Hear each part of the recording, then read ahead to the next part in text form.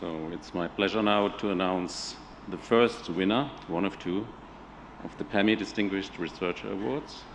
You see the names of the committee members listed below. I think towards the end of the 90s, the research work of the OBD has opened the door to a realistic object recognition in complex scenes. He addressed the fundamental question of how to represent and achieve local invariance with respect to the typical image transformations. And this work since then had tremendous impact over the entire field, ranging from, say, mathematical imaging, I'm referring to the work of Morel and Cassel, up to issues of real-time implementations on dedicated hardware. And in between, of course, countless applications involving matching and recognition. And since then, the notion of a descriptor has been established, not only in research, but also, I guess, in any computer vision course. So the work has been cited more than 60,000 times, and during a certain period, it raised the impact factor of a major journal a lot. The name of the awardee is Professor David Lowe.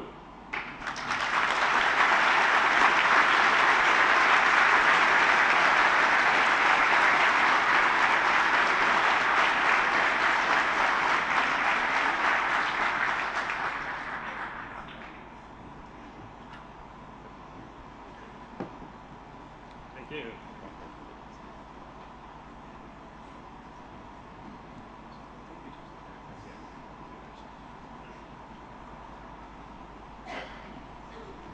And the award is sponsored by Intel, so we thank the sponsor as well.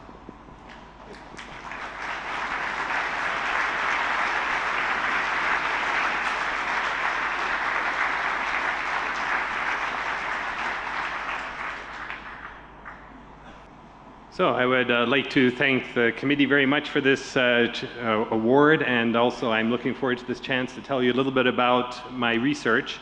But I want to focus on one particular strategy that stood me in very good stead and explain how it's related to my work, which is basically just borrowing some ideas from human vision and applying them to computer vision. And I think this has not always been very popular in the computer vision field, but I think it's becoming more and more important as, for example, deep learning takes off. So this approach comes very naturally to anyone who started doing computer vision in the 1980s, because in those days computer vision was part of artificial intelligence. I think we're now returning to that era. But in those days there wasn't an ICCV. You would publish your papers in AAAI or ICCCV and borrow from our understanding of how does human intelligence work. And as it's already been mentioned, David Marr's book Vision was sort of the most influential in the field at that time. And it was just understood that you would like to, when you did research on vision problems, you would like to understand them at the computational level. At the computational level, you assume that the problem constraints remain the same for both computers and human and animal vision. So for example, as we look at new problems like understanding motion, understanding object recognition, there's a lot that you can learn about the problem that's independent of the particular algorithms and particular implementation. So my very first work in the field was actually my PhD thesis, and it looked at this topic of perceptual organization, of course very much borrowed from what psychophysicists had worked on for many decades. And perceptual organization was just simply noting this phenomenon that human vision organizes information automatically, even if there's no further contextual cues, based on fairly simple properties like proximity or things like closure, so that you'd see, for example, a bunch of squares rather than a bunch of I-beam shapes grouped differently, and human vision automatically sees symmetry. So you might wonder, well, how is this related to computer vision? And just to give you a flavor of work from way back in 1987, this is, for example, solving the bin of parts problem. And in those days, computers were on the order of 100,000 times slower than they are today, so that does put some constraints on how problems are approached. And the typical goal is to throw away all pixels as quickly as possible, find edges, group them into straight lines, as you see as you see in the second image here. And if you tried to do a combinatorial search of all possible lines against all possible poses of the models that you want to match, that is often infeasible or very slow. And what perceptual organization, this idea that comes from human vision, buys you is that you can form groupings of features, you can organize them according to things that are parallel or connected, and then achieve matching to objects through a much less computationally intensive pathway. So that's sort of older research. So the thing that's maybe I'm best known for was the development of the SIFT algorithm, and particularly the SIFT descriptor. And I can't really claim much credit for it because, again, it's just an idea from human vision. It's really looking at this idea from neuroscience of what does the brain do to interpret an image. And from the back in the early 1960s in the Hubel and Wiesel work, it was known that the very first levels of human vision you would find would essentially convolve the image with Gabor filters, something that we see very prominently still today. But there was a very puzzling next stage that was actually hard to understand. And that stage was both animal and human vision, and now we see in our computer vision deep learning systems, for example, is that there's a stage in which you pool the outputs of similarly oriented simple cells, Gabor filters, and the brain devotes a lot of machinery to this task, and what you're essentially accomplishing is throwing out information. You're essentially saying that the position of an edge is going to be allowed to vary over some interval depending on how many of these initial simple cells are pooled to produce a complex cell output. So you're throwing away information, devoting a lot of machinery to it. What can you gain from that? So that's one of these sort of computational level ideas. And for developing the SIFT descriptor, I just noticed this paper by Edelman, Intrator, and Poggio. And they said, our computational theory for what complex cells do is that they are going to provide stability to viewpoint change for different poses of 3D objects. And so this paper actually did the appropriate experiment, which is to build a recognition system that for example, your training data would be little 3D computer graphics models of animals, such as you see here, or man-made objects, as you see on the left. And you would then attempt to recognize the same objects under pose change, such as different 3D rotations, just by matching the simple cells, which is the Gabor filter outputs, or by matching the complex cells, which were these outputs that were sort of degraded so that they didn't care so much about edge positions. And this paper is still not cited all that much and so on, but it had an amazing result, which is that if you just did the simple cell matching, which is essentially similar to correlation, they would only get 35% correct classifications in matching these objects under pose change. When they compared the complex cells, they were able to achieve 94% correct recognition. So that's an even bigger change than you see in a lot of the sort of jump to, let's say, deep learning and some of the recent work. So that was my motivation for developing the SIFT descriptor. And again, once we understand things at this computational level, then you can reduce it to a particular algorithm, a particular implementation. And so the SIFT descriptor is just doing the same thing. I made a few changes. Rather than computing Gabor filter outputs for orientation, I just took pixel-wise gradients because it's faster to compute, is really the only reason. Gabor filters might even work slightly better. And then you can essentially reduce the attention to their position by gathering nearby orientations that are similar and essentially putting them in histograms that vary smoothly between various bins.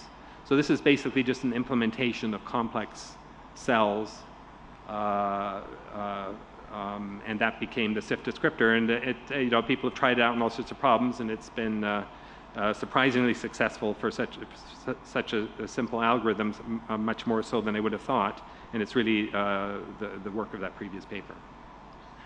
So that's just an example of taking results from understanding biological vision and applying them to development of a computer vision system. And then in more recent work with my student Jim Mutch, we actually tried to develop a full brain-based model of vision. And if you look at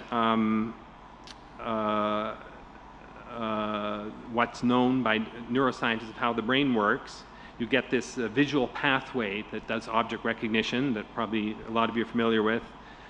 Data flows from the eye to area V1, V2, V4, and eventually to IT. And you go through this pathway where you start with very, very simple features, typically Gabor filter outputs, and then you end up with object classifications such as parking meter or peanut or penguin. And somehow there's this mysterious intermediate stage that what you can say about it is that apparently you have increasing complexity of features, increasing discriminability, but also increasing increasing invariance. So I remember even thinking 10 years ago how little we knew about these intermediate levels. And now with deep learning, we actually start to see very, very realistic models of how that kind of intermediate level is learned. So Jan LeCun actually calls this the multi-stage Hubel and Wiesel architecture, which has been adopted widely throughout the community. And our particular model was based on work by Sarah Wolf and Poggio on building a model of a computational model of how the brain does neuroscience. And I won't bore you with all the details, but basically this is from just before deep learning was understood to work so well. This is building a computational model just using a much simpler way of learning features, but it actually works surprisingly well. And it actually works in situations where deep learning doesn't work, such as when you just have small amounts of training data. So the first levels are just start with an image. This S1 layer is just like simple cells. C1 layer is like complex cells. And then the only feature learning is really done in this layer where you select 4x4 patches at random after they've gone through this first two layers of processing. And in this case, we sample just 4,000 patches from images to form the learned features, except the weights aren't learned, they're just sampled. And then the learning is all done by pooling these features across the image, in this case just applying an SVM linear classifier in this 4,000 dimensional space. And surprisingly, this kind of just simple selection of features actually work quite well. So in those days, it was applied to something like the Caltech database. And by adopting a few other ideas from human vision, such as sparsification, feature localization, feature selection, you could raise your classification accuracy up to, in this case, 56%, which is relatively good at the time.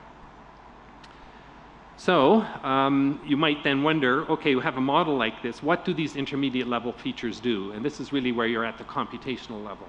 How does object recognition work through learning? And if you look at some of these features, for example, here's just one feature out of the 4,000.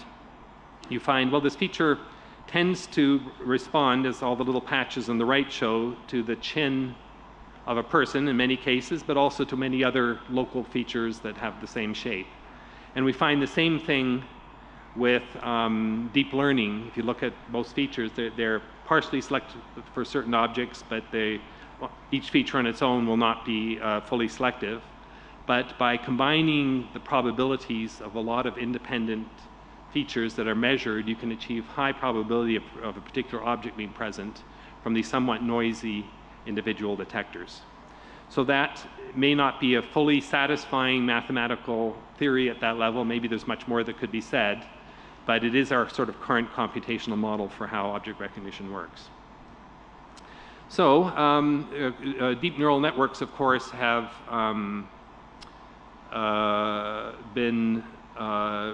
had a huge impact in the field over the last 3 years. And really, nobody really understood how well they worked. For example, this work is from Jan LeCun back in 1989. Most people were wondering, you know, could this really be scaled up? And it's really been a big surprise to many people suddenly recently that, wow, this really does work, does scale up, but it's not necessarily a new idea. Now, if we look at the sort of latest results of deep neural network learning for object recognition, one criticism you might hear from many people is, well, they seem to work very well, but do we really understand them? Do we really have a computational theory of what they do? And I think that the most effective, most powerful way to really understand them is, for example, this visualization such as this paper by Zeiler and Fergus from last year. This paper gives many examples of individual features, what portions of an image and what features they're responding to. But this is a bit misleading because this is all showing their response profile for just one image. And a much more revealing one is also from the same paper to just take little collections of 9 images and show the variation of response, because, for example, these features are from layer 3, sort of halfway up the hierarchy in this case. And you find that these features are each have learned invariance. They respond not to just a very specific feature, but to a range of features, and but all things that are similar, and they do have invariance to very small changes. And for example, you might find that, you know, some features respond to, let's say, circular structures, but there'll be a range of circular structures, but all providing both specificity in one direction and invariance in another. So it turns out that from all we can see, this original theory was made by Hubel and Wiesel back in 1962. They eventually won a Nobel Prize for their work in neuroscience. But in that paper they said, well, we believe recognition might well work by just doing what simple complex cells do up through the hierarchy. In other words, build increasing invariance, but more complexity, more specificity as you go through the hierarchy. And these kinds of results show that, yes, that conjecture does seem to explain at least what we know now about recognition. How far along are we on this process of a computational theory of recognition that encompasses both deep neural networks and could be applied to a model of how the brain's visual system works? Are we getting close? Well, here's one sort of positive result that shows we are getting a lot closer, and this is the work from Jim DiCarlo's lab at MIT, this paper from last year, where they compared the ability of deep neural network features to classify the contents of an image against actual IT recordings from neurons in the brain. And the IT recordings are the gray bar in the far right, and the deep neural network models are, for example, this Zeiler and Fergus one, or the original Krzyzewski model. And you can see that they very much match, on this particular range of experiments, the specificity and invariance and ability to actually classify. You're only getting maybe 60% correct classifications here because only a small number of randomly selected units are used, like 80 units in this case, to try and classify a complex image. But it's showing that you know, we could well be getting actually very close to a computational level description that carries across from both neuroscience and deep learning. So that's really all I wanted to say as way of history. Now looking forward for future directions, what else do we need to do? What does the field need to do to explain object recognition, both in the brain and achieve computer vision systems that are at least equally capable, if not more so? And so another way of putting this is, how do we fulfill Mars' goal of a computational understanding of object recognition? And I would say here's sort of 3 points to make. One is that unsupervised learning is obviously very important. So it's great to see at a conference like this that there's many new papers getting impressive new results on unsupervised learning. If you look at the human brain or animals, it's clear that there's very little explicit supervision available when we're learning to see. Somehow the brain is able to take in all this massive information and learn how to see, how to recognize objects. And new categories can often be learned from just single exposures. Just a single example can give you a lot of capabilities to recognize new category, maybe through analogy with previous learning. And then a sort of a related point is that it's important that there be much more work in learning and recognition from video sequences, because, for example, that may well be one of the keys to doing unsupervised learning. The fact that labels change slowly over time, and that provides a sort of unsupervised learning signal. But I would say that the more difficult and longer-term scientific prize is really to understand what is the underlying learning algorithm used in the brain, used by visual cortex. And it's very hard to judge at this point how close we are. The answer may not necessarily come from computer vision. It may come from neuroscience or other areas of perception or learning. But just as conjecture, back propagation is working so well that more and more people are starting to seriously think, well, maybe there's something very similar going on, but just with a different type of supervision. So we may be closer than we think to the answer. But my final point is just simply that these are exciting times for computer vision. The field has never made so much progress so quickly as it has in just the last 3 years. So it's a great time to be experiencing the field and contributing to it. So thank you.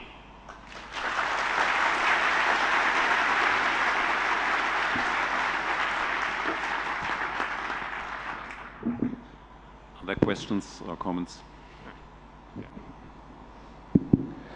Thank you, Dave, for a very nice talk. I think there was a contradiction in your presentation, because at the end you said that animals and humans can learn from a single image, and then your talk was basically saying that deep learning is the good way to go, but deep learning, if I understand well, you need millions of images to learn. So, I wonder if the model that we are using to understand the brain is, I think, is quite limited, because we do not take into account evolution and genetics. So I wonder if you have some comments. Yes. So I think if you look at most animals and humans, they need months. I mean, certainly in humans' case, long periods of exposure to the visual world to really learn object recognition as we view it. It's true that there's certain insects and certain animals that can seem to have an almost hardwired vision system, and so there are strong evolutionary aspects. And the biology is very complicated, so you probably have both elements. Some complex pre-built features. But I think the right way to look at it is that if we could do it by analogy to, let's say, understanding life, how does reproduction work? How are genes created and passed on? That was always a big mystery until you came up with a very simple, elegant algorithm or understanding of the problem through DNA and replication. And now it's true that biology has many more complexities. That's not the entire story, and people uncover new wrinkles. But given how generic this problem is of learning from large quantities of unstructured data, how successful the human and animal brains are at this problem, it seems quite likely to me, at least, and to many others in neuroscience, that there's probably some fairly elegant underlying algorithm. And it does seem to require a lot of data typically for high performance. And so saying that you can learn from just a single example is typically after you've already been exposed to a great deal of other data, so that you've presumably learned the appropriate intermediate levels of features and understanding, so that that one new exposure, and I know there's even papers at this conference on that topic of learning from very small amounts of data after you've trained a system with much larger amounts of data. So yes, so the understanding is still incomplete, but I don't think there's a big inherent issue there to be overcome.